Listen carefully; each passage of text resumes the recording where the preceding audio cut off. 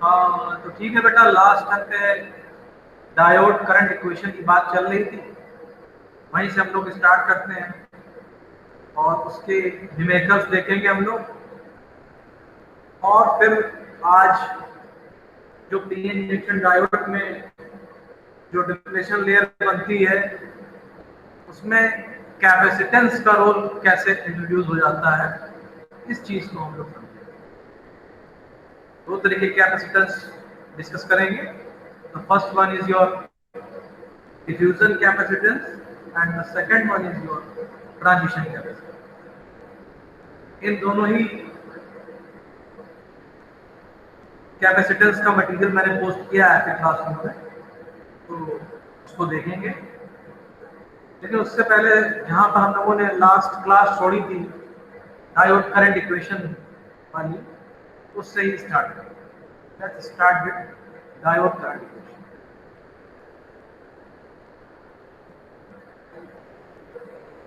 मैं शेयरिंग पे लगा देता हूं।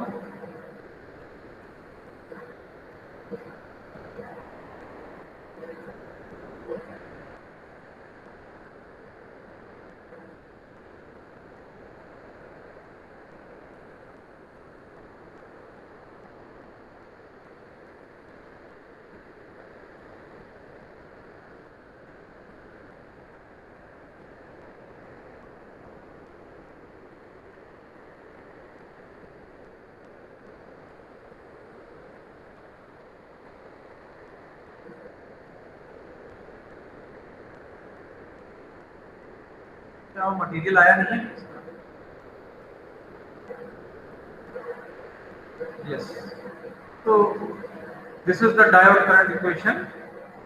I is equal to I naught e to the power V upon neta Vt minus 1। इस शॉर्ट फॉर्म में आप लोग याद करें। लास्ट टाइम में हमने उसको एक्सपेंडेड फॉर्म में बताया था। ठीक है, यहाँ पर I जो है वो आपकी डायोड करंट है कि जितनी करंट फ्लो हो रही होगी। I नॉट जो है वो रिवर्स सैचुरेशन करंट है।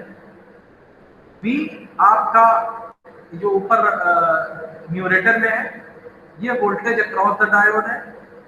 नीटा की वैल्यू 1 जर्मेनियम के लिए और 2 जो होती है वो सिलिकॉन के लिए होती है। इसको आइडेंटिटी फैक्टर बोलते हैं।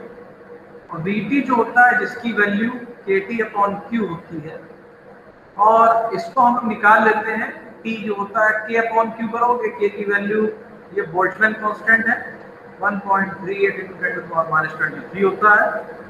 और Q की वैल्यू जो होती है वो 1.6 into 10 to the power minus 19।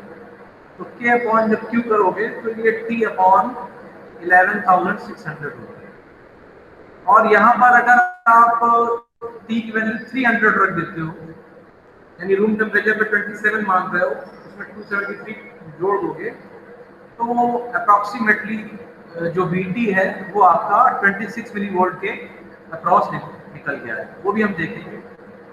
ठीक है, अब बाकी चीजें और देख लेते हैं। V जो है आपका पॉजिटिव होता है फॉर फॉरवर्ड बायस, I भी पॉजिटिव होता है फॉरवर्ड बायस के लिए, और V और I दोनों निगेटिव होते हैं रिवर्स बायस के लिए।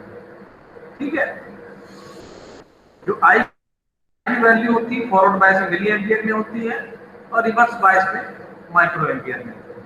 रिवर्स बायस में सिर्फ और सिर्फ आपका माइनॉरिटी चार्ज ऑफ कैरियर की वजह से करंट फ्लो। ठीक है, इस इक्वेशन को आप लोग देख लीजिए, नोट कर लीजिए, और कोई प्रॉब्लम हो फिर इसके न्यूमेरिकल है दूसरी वाली पीडीएफ में, उसको हम लोग डिस्कस करेंगे। पहले इस पे आप देख लीजिए, इसमें कोई प्रॉब्लम हो तो बताइए।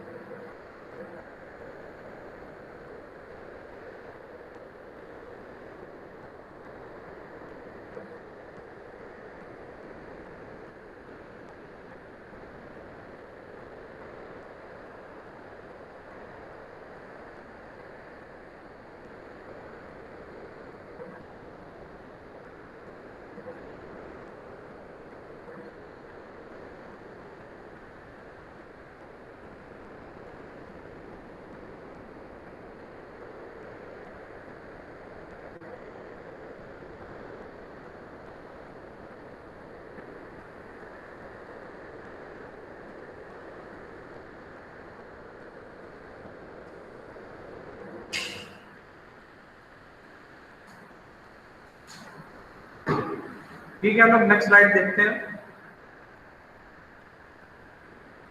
जो इसका न्यूमेरिकल है।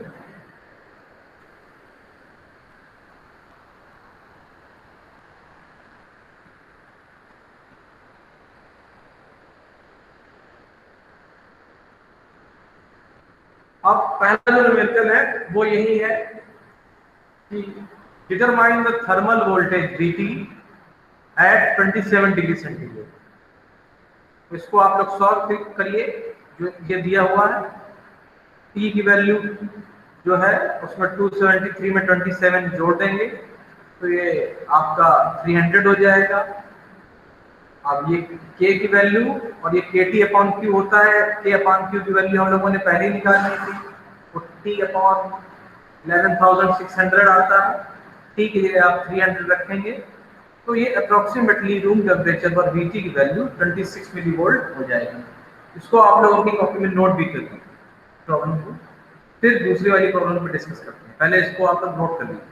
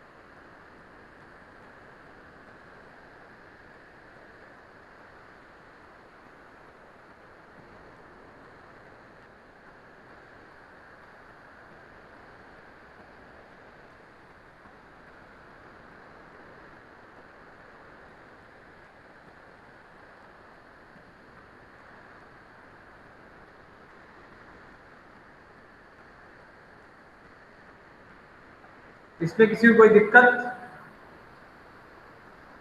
वैभव, अवंतिका, मुस्कान?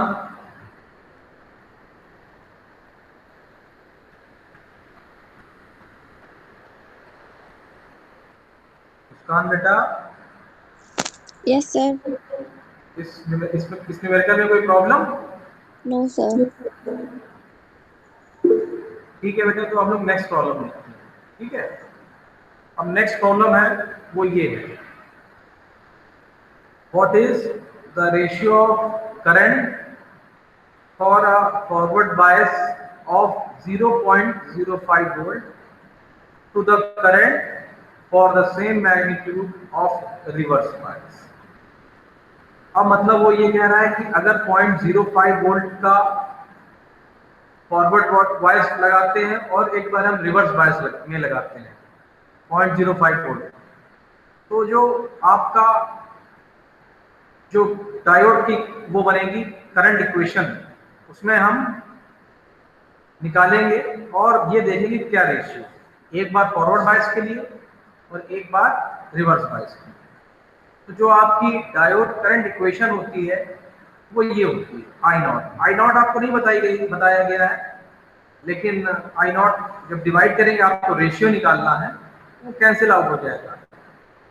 तो एक बार हम फॉरवर्ड बायस के लिए निकालेंगे और एक बार रिवर्स बायस। ये देखिए, ये फॉरवर्ड बायस के लिए निकाला गया I naught e to the power V आपका 0.05 अपॉन नीटा, नीटा 1 हो जाएगा जर्मेनियम के लिए आइडेंटिटी फैक्टर, और अगर सिलिकॉन होता तो ये 2 हो जाता। ठीक है, तो ये वैल्यू रख दी गई, यहाँ पर ये 26 मिली वोल्ट निकल के आ जाता है। ठीक है, -1। तो ये और ये IF है, ये IR है। IR के लिए क्या होगा, ये वैल्यू आपकी जो B वाली है ये -2 हो जाएगी, तो ये इतना निकल के आएगा। तो इसको जब फर्दर आप सॉल्व करेंगे तो उसका जो रेशियो है वो इतना निकल के आएगा। तो 5 मिनट मैं आपको दे रहा हूँ, आप लोग इस सवाल को समझिए और इसको नोट कर लीजिए। अगर इसमें कोई दिक्कत आ रही है तो मुझे बताइए।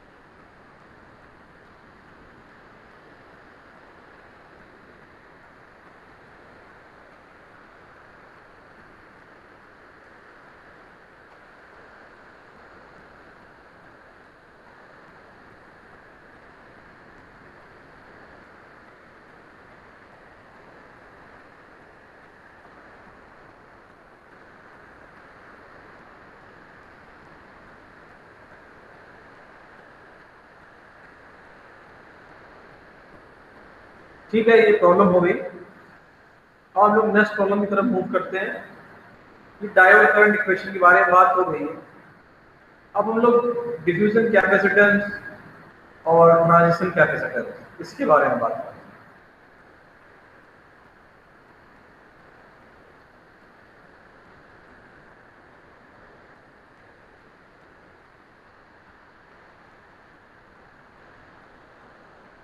तो डायोड कैपेसिटेंस, क्योंकि बड़ा पीएन जंक्शन डायोड जो होता है वो उसमें डिप्लेशन लेयर फॉर्म हो जाती है, ठीक है, और उसमें आयंस आते हैं, minority charge carriers, majority charge carriers रहते हैं।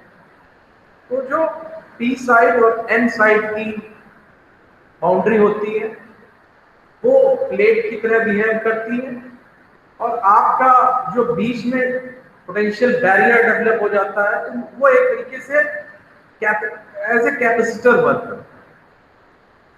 तो यहां पर हमें दो तरीके का पढ़ना है, डिफ्यूजन कैपेसिटेंस और स्टोरेज कैपेसिटेंस, और डिप्लेशन लेयर कैपेसिटेंस और ट्रांजिशन।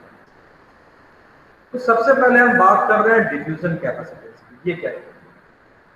तो ये जो डिफ्यूजन कैपेसिटेंस है ये आपका फॉरवर्ड बायस पीएन जंक्शन में आता है, और due to the arrangement of minority charge carrier density, जो माइनॉरिटी चार्ज कैरियर डेंसिटी होती है उसकी वजह से डिफ्यूजन कैपेसिटेंस अकर करता है, ठीक है। The value of a capacitance formed in an abrupt junction given by this, जिसकी वैल्यू ये होती है CD is equal to tau I upon eta V2। Eta वही है आइडियलिटी फैक्टर, आई आपकी फॉरवर्ड करंट है, और टाउ जो है वो आपका mean life time of the carriers. तो mean life time of the carriers का क्या मतलब है? इसका मतलब ये है कि जो आपका होल क्रिएट होता है, अगर उस इलेक्ट्रॉन की जो डिफिशियंसी है वहां होल क्रिएट होता है, और उस इलेक्ट्रॉन की डिफिशियंसी जो होल है उसमें एक नया इलेक्ट्रॉन भरता है, तो इसको लाइफ टाइम बोलते हैं। इस प्रोसेस को रिकॉम्बिनेशन बोलते हैं। तो इस प्रोसेस का जो टाइम होता है उसको लाइफ टाइम बोलते हैं। तो ये main life time of carriers. तो जो डिफ्यूजन कैपेसिटेंस जो फॉरवर्ड बायस में अकर करता है वो आपका प्रोपोर्शनल होता है जो फॉरवर्ड बायस की करंट होती है। ये फैक्टर याद है। अब ये इसका मैथमेटिकल एक्सप्रेशन है, इसको आप लोग नोट कर लीजिए। CD इज इक्वल टू जो होगा वो dq अपॉन dv होगा, ठीक है। अब C क्या होता है? कैपेसिटेंस क्या होता है? It is the ability to store the charge. C जो Q बराबर CV होता है, तो C बराबर dq बाई dv हो जाएगा। ये आप यहाँ से आप याद होगा 12th में पढ़ा होगा। अब di बराबर होता है dq बाई dt, तो dq बाई dv को इन्होंने क्या किया है? dt को उन्होंने टाउ मान लिया है, तो dq को हम लिख सकते हैं टाउ di। तो CD बराबर dq अपॉन dv जो है वो तुम्हारा हो जाएगा टाउ di अपॉन dv। अब फिर इन्होंने डायोड करंट इक्वेशन लगाई है, वहां से I की वैल्यू निकाली, di बाई dv की तरफ निकाली। I इज इक्वल टू है आपका I नॉट, ये डायोड करंट इक्वेशन है, इसको V के रिस्पेक्ट में डिफरेंशिएट कर दिया है, तो div अपॉन dv। जब इसको सॉल्व करेंगे तो ये कुछ इस तरीके का बन जाएगा। चलो इसको नेक्स्ट स्लाइड में देखते हैं हम।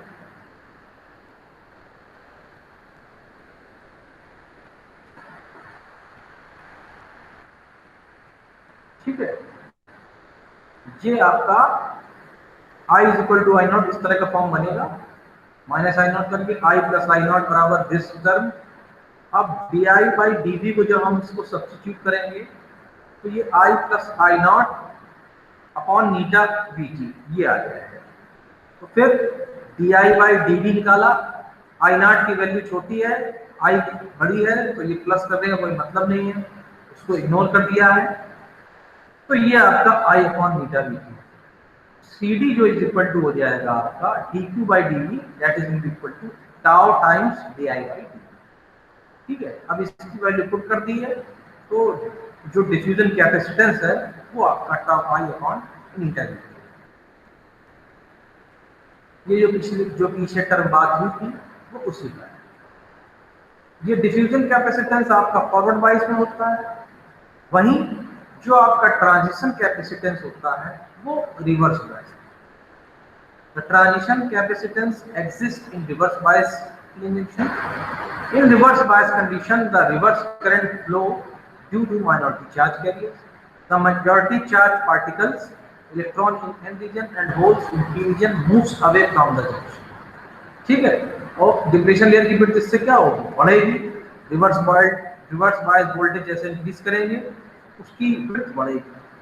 तो so a change in charge occurs with respect to the applied voltage. तो जैसे आप वोल्टेज बढ़ाओगे रिवर्स, तो डिप्रेशन लेयर की विड्थ बढ़ेगी, तो चार्ज जो होगा वो एक्यूमुलेट करते हुए बढ़ता हुआ बढ़ेगा। तो जो सी टी जो होता है वो D Q upon D V यहाँ भी होगा, क्यू अपॉन वी, लेकिन उसका जो एक्सप्रेशन निकल के आएगा वो आप ये ध्यान रखिए, C T is equal to C D upon 1 plus V upon. तो फिलहाल आपको बस ये ध्यान रखना है कि ये कैपेसिटेंस जो कैपेसिटर की तरह एक्ट करता है हमारा पी एन जंक्शन डायोड, तो इसमें जो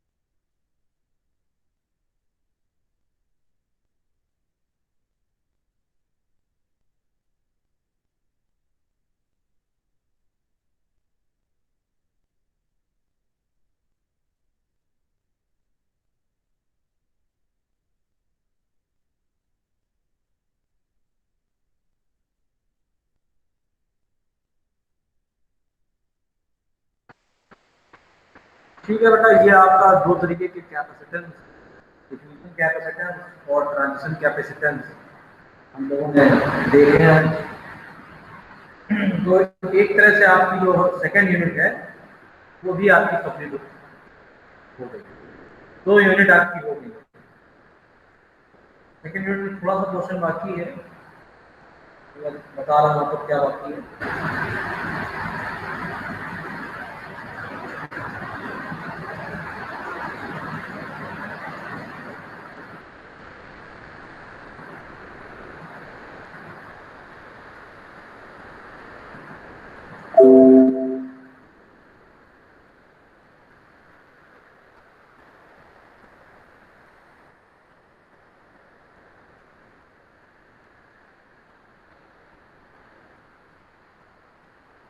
अभी इसमें जीनर डायोड में आपको बताऊंगा और एवलांचे मैकेनिज्म और क्या होती है, और जीनर ब्रेकडाउन और एवलांचे ब्रेकडाउन, ये चीजें, और थायरिस्टर डिवाइसेस, तो 3 चीजें से बाकी हैं आपके सेकंड यूनिट में, तो वो चीज मैं आपको बताऊंगा। तो जीनर डायोड जो होता है वो रिवर्स बायस वगैरह काम करता है। फॉरवर्ड बायस में ये पी इंजेक्शन डायोड की तरह बिहेव करता है। इसमें जो आपका पी टाइप और एन टाइप का मटेरियल होता है जिसको कंबाइन करके हम पी इंजेक्शन बनाते हैं, वो हैवीली डोप्ड होता है in the case of Zener diode. ठीक है, तो जो डिप्लेशन लेयर की विड्थ होती है in the case of Zener diode वो बहुत थिन होती है। तो जब इसको हम रिवर्स बायस में ऑपरेट करते हैं और रिवर्स बायस वोल्टेज अप्लाई करते हैं, तो थिन आपका जो होती है डिप्लेशन लेयर, इसमें जो ब्रेकडाउन होता है वो बहुत शार्प और तेजी से हो जाता है। जबकि एवलांचे ब्रेकडाउन में क्या होता है, आपके क्यूमुलेटिव प्रोसेस होता है, इलेक्ट्रॉन होल जनरेट होता है, फिर उससे फर्दर जनरेट होता है, हीट जनरेट होती है, और डैमेज होने के चांसेस आपके एवलांचे ब्रेकडाउन में ज्यादा होते हैं। वहीं जीनर ब्रेकडाउन में डैमेज होने के चांसेस कम होते हैं। तो ये जीनर डायोड और एवलांचे मैकेनिज्म ये मैं आपको नेक्स्ट टाइम बताऊंगा, ठीक है। और बाकी आप लोग जो है आप अटेंडेंस पे लगाइए और लीव पर जाइए।